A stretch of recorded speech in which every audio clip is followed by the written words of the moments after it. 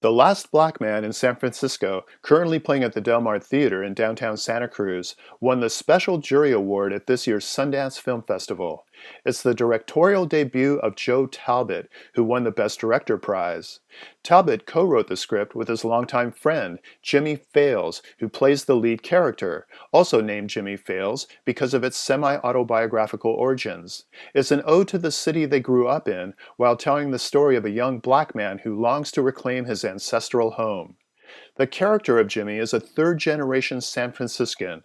His grandfather, nicknamed by local residents as the first black man in San Francisco, was part of the initial wave of African Americans that supplanted the local Japanese population interned after Pearl Harbor.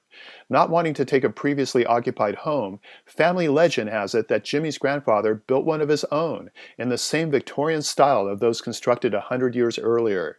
Jimmy, along with his other relatives, grew up in that house until his father lost it, smoked it up, as Jimmy's aunt puts it, alluding to drug addiction as the culprit. The rising cost of real estate, fueled by an influx of dot-commers and wealthy baby boomers, threatened to turn Jimmy into a symbolic, if not literal, last black man in San Francisco. But he's so emotionally attached to his childhood home that he makes bi-weekly forays to the property in order to perform unsolicited maintenance. Accompanying him is his best friend, Montgomery, confusingly portrayed by Jonathan Majors as a maybe autistic, possibly gay wannabe playwright. The two of them hail from a neighborhood near Hunters Point Shipyard, not far from where white people wearing hazmat suits nonchalantly clean up radioactive contamination among the unprotected black residents. They live together with Montgomery's blind grandfather, played by the always fun-to-see Danny Glover, within a domicile where everyone is literally squeezed for space.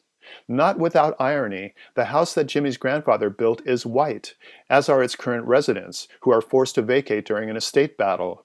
This gives Jimmy and Montgomery an opportunity to first break in, then actually move in, thereby breathing new life into the old house, which seems to acknowledge their presence with contented groans.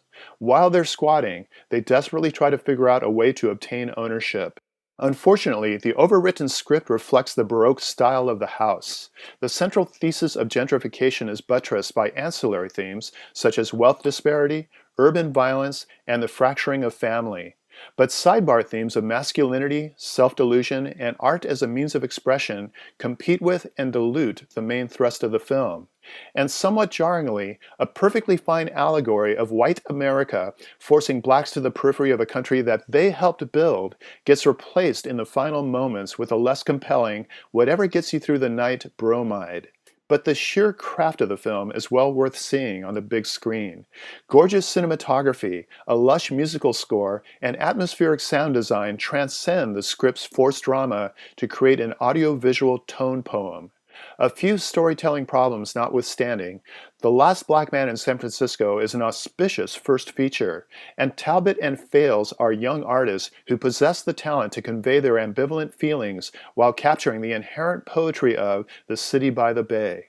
For KSQD's Film Gang, this is Paul Koneski.